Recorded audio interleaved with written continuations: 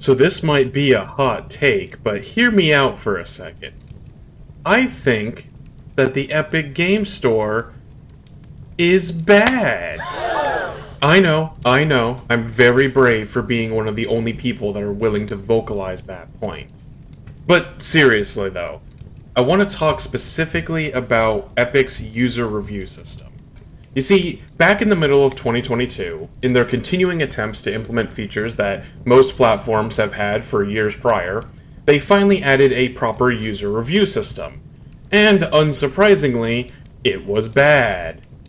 Their main stated focus, above all else, was to combat review bombing, which, first of all, if I must say, really isn't a thing that I think needs to be combated in most cases anyways, but I digress. The point being that as a result of that focus, the system they implemented was woefully generic and unhelpful. However, not only is their review system just a bad user review system, but there is a fairly huge problem with how it's designed that I originally spotted and theorized about back when they first announced it, and that is that I believe it is designed in such a way that it actually rigs a game's user reviews to inevitably be higher than most anywhere else in almost all cases. Now, this is a pretty bold claim, and I will admit that it could be something that was unintentional, as a side effect of their crusade against review bombing, especially because I don't want to necessarily make any accusations about intent that I can't back up in a court of law. But how about we run a quick experiment to see if my claim holds any water at all, and after we look at the evidence, I'll explain why I think this is happening. So, I started by looking up a bunch of games on Steam that generally had negative reviews of at most 50% or less. And then from among those games, I would look up games that were also listed on the Epic Games Store. Now, Epic uses a 5-star rating system, so for the sake of simplicity, I'll be converting Steam reviews to an equivalent star rating. So, 20% is 1 star, 40 is 2 stars, and so on.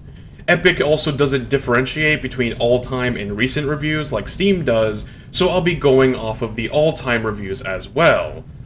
First up, how about we look at a recent release? Jedi Survivor just got put out to some pretty negative reviews, mostly thanks to its incredibly poor performance on both PC and consoles, even if there does seem to be a fairly good game underneath the mess.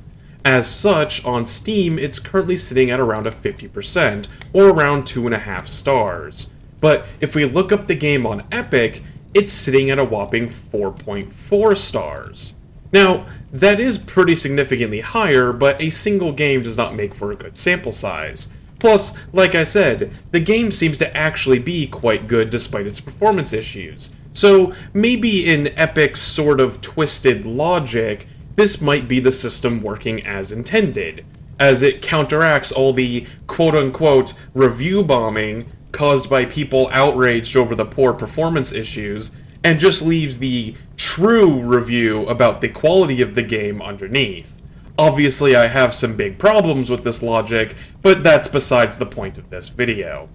So let's move on and continue to increase our sample size. Another relatively recent game on both platforms is the new Tales from the Borderlands. It's sitting at a whopping 4.1 stars on Epic, but on Steam and most other user review platforms, it's got closer to only 2 stars out of 5. Once again, we're looking at a pretty significant difference in review scores. Another one, Blood Bowl 3. I remember that game getting panned when it came out, and as such, it's sitting at below 2 stars on Steam. But on Epic, it's a full 1.5 stars higher rated. I mean, hey, at least this one is the closest one I've seen so far, but that's still a 30% difference in aggregated review scores. It's essentially a 4 out of 10 on one platform compared to a 7 out of 10 on the other. How about something random, like a Monopoly Plus, I guess? I don't exactly follow ports of classic board games, but it was on the list of badly rated Steam games that I found, and appropriately enough, it's also got around 2 stars on Steam, but once again, it's closer to 4 stars on Epic. And I can keep going with this all day. Just about every game I could find that was listed on both platforms consistently had higher user reviews on Epic when compared to Steam. And it wasn't even a slight amount. I expected to just find a trend or some kind of overall kind of pattern, but the more I looked into this, the more assured I started to feel about my prediction about how this system works and just how rigged it is.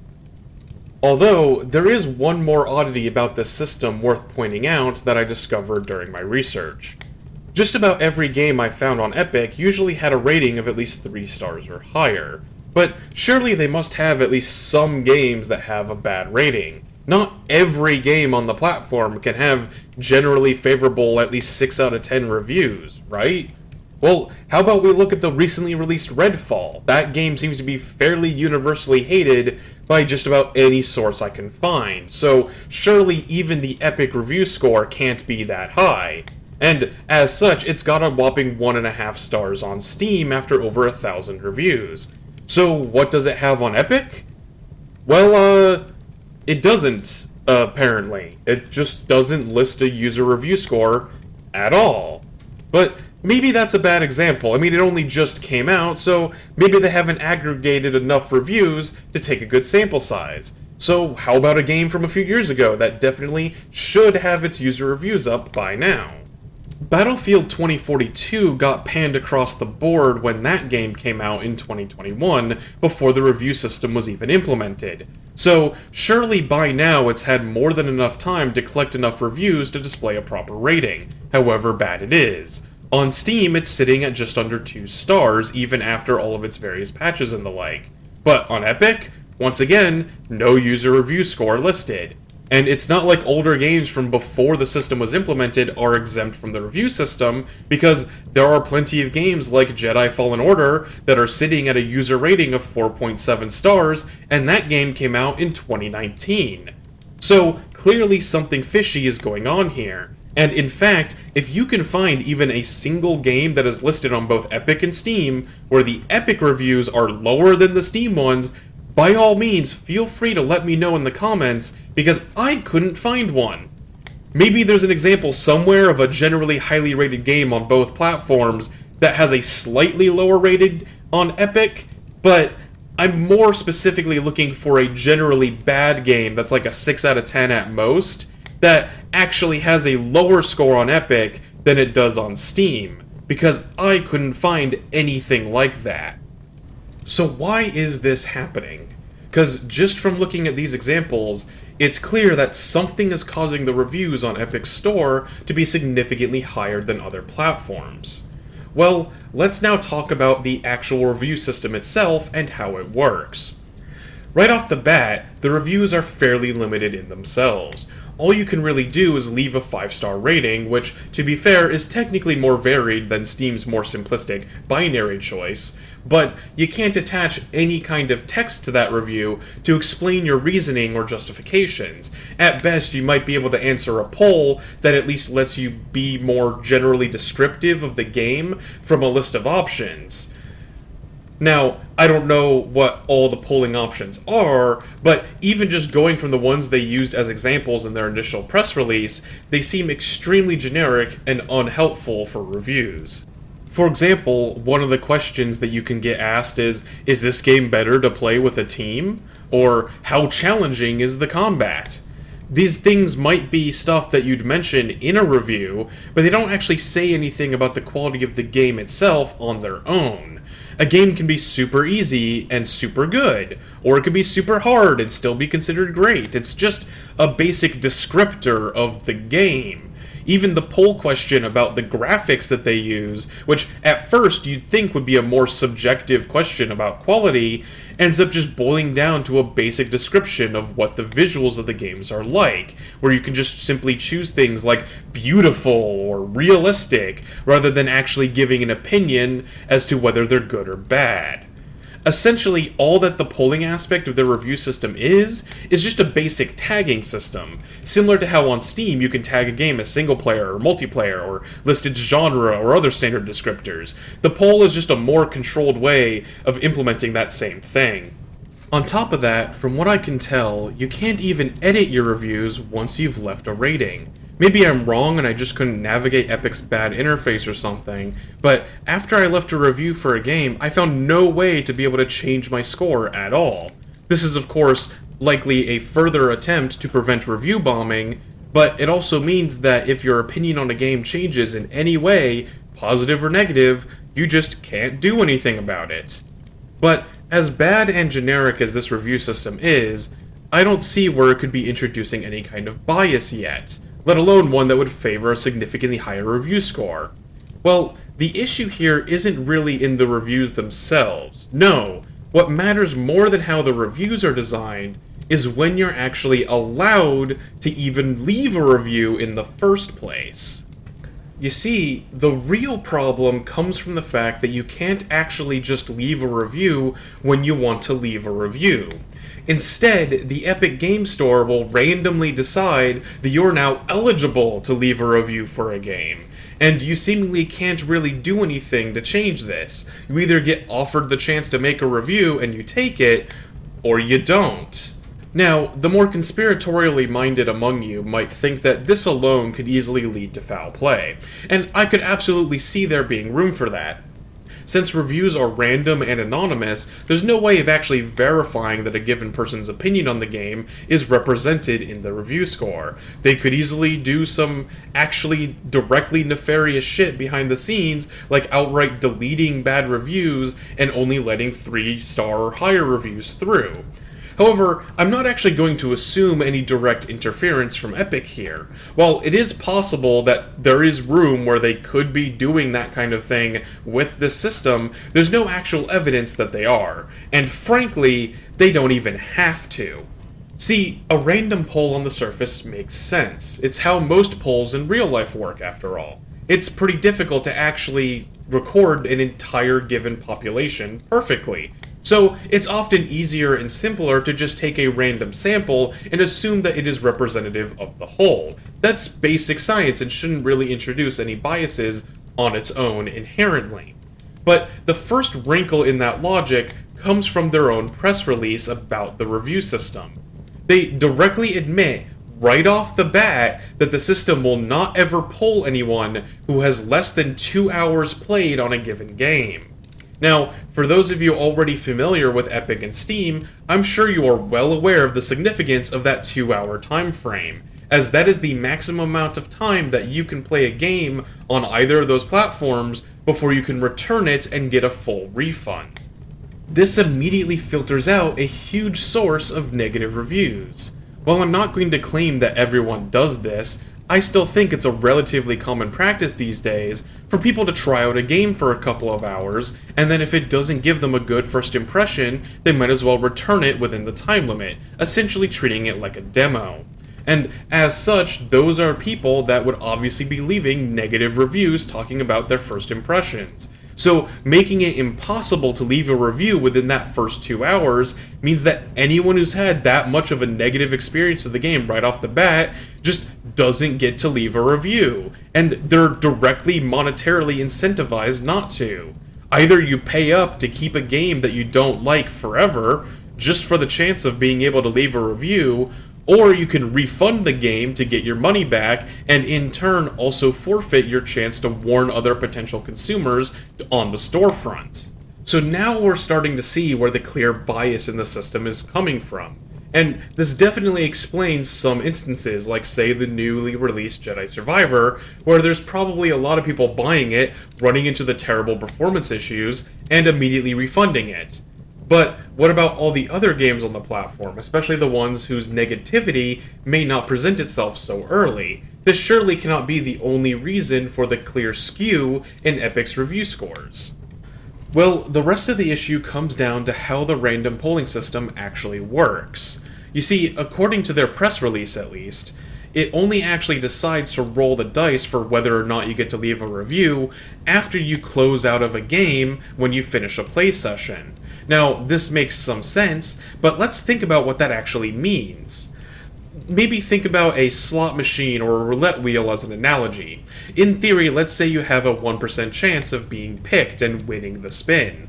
Well, while each individual spin may have the same probability of success, Obviously, someone who only goes up to the table once and places a single bet is probably not going to win as much as someone who, say, sticks around for 100 rounds of betting and plays every time. Sure, each individual round has the same odds, but the more spins you get, the more likely you are to eventually win the odds and get picked.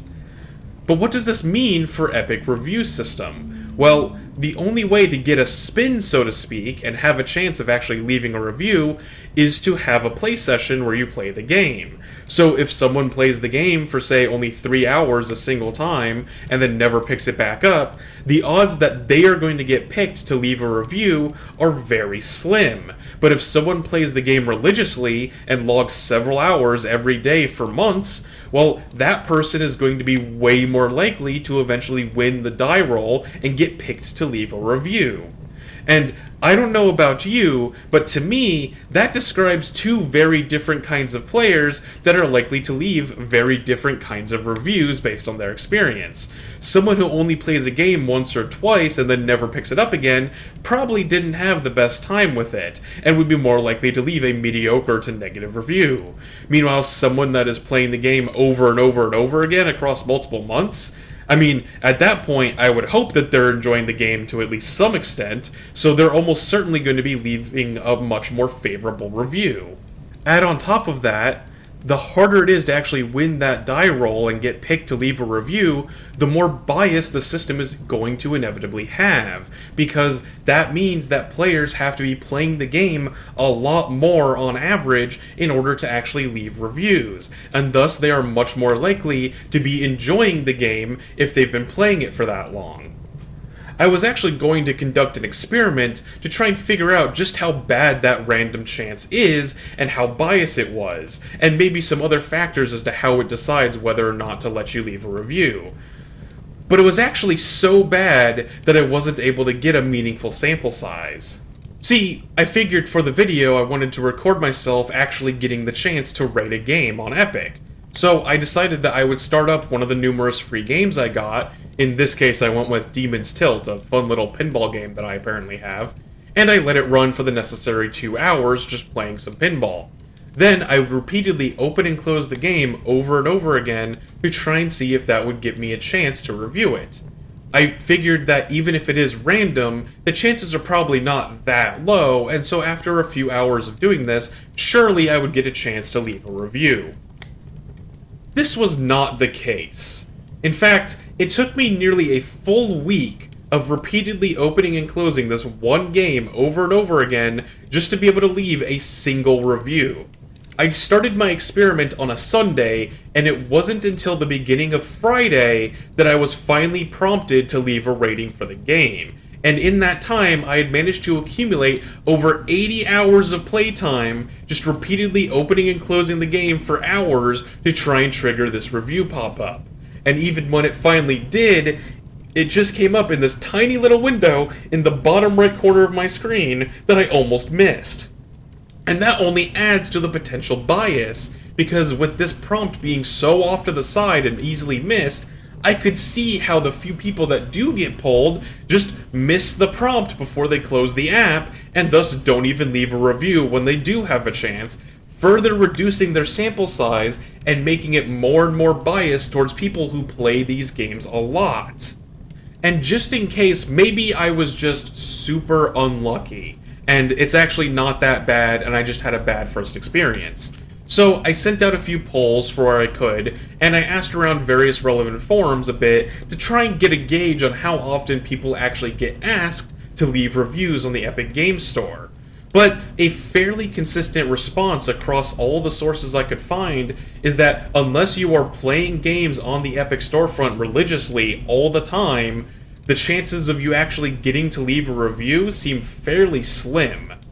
Plus, there's more factors that play into this as well. The fact that you can't choose at what point in your playthrough that you get to leave a review is a huge problem in itself, compounded by the apparent fact that you cannot edit your reviews later on. You could be pulled after only 2 hours, or halfway through a game, or near the end, and at what point you get pulled can change your opinion of a game dramatically. Take Bayonetta 3 as a great example of how a game could potentially benefit, in their review score at least, from the fact that you can't choose when you get to leave your review. I know it's not on PC or anything, but if you got asked to leave a review anywhere from, say, the first 90% of that game's campaign, you're likely to leave at least a moderately, if not significantly, positive review. The game has some problems here or there, but the core combat's really good, and that's enough for most people to give that game praise. But if you could actually choose when you want to leave a review, and only reviewed the game after you beat it, well, with how bad that ending to that game is, your review would likely be much worse than it would have had you been told earlier. And similarly, if you could at least edit your reviews, then even if you left a review closer to the midpoint, then when the ending came along and made the game significantly worse in your impression, you could go back and change your review to reflect that. So yeah, at this point, I think it's pretty clear that Epic's review system is not only a bad review system, but it is actively deceitful and absolutely fails at providing the consumer with any kind of useful or valuable information to base their purchase off of, which kind of feels like the entire point of a review. Like I said at the start, maybe none of this was intentional, and I cannot claim that I have any evidence that it was intentional. But I will say that this perfectly fits in line with Epic's usual MO of implementing features that support developers regardless of the potential detriment to their consumers. And it's still really suspicious to me that a lot of universally panned games just so happen to not have their user reviews listed at all. So, at the very least, I suspect that either Epic or the publisher can simply turn off those reviews if they go below a certain threshold.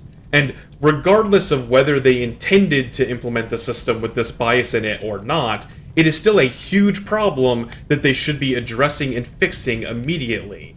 I'd offer some solutions as to how they could improve the system, like by letting you actually choose when you review the games, and letting you edit your reviews later, but at the end of the day, the obvious solution is to just look at other platforms like Steam and how much better their review systems are, while Epic continues to just play catch-up with implementing features that are over a decade old at this point. But hey, at least they finally got that shopping cart situation sorted out. Thank you all for watching this video. I tried to put a lot more work into this one, and I'm really thankful for the support that I've gotten so far. As always, I'm happy to continue the conversation in the comments, especially if you have any ideas as to what kind of topics you want me to cover next. And if you like this video and you want to see me make more videos like this, then make sure to let me know by giving me a thumbs up and subscribing so that you can be notified of when I make more videos like this one. Thanks for watching, and until next time, I'll see you later.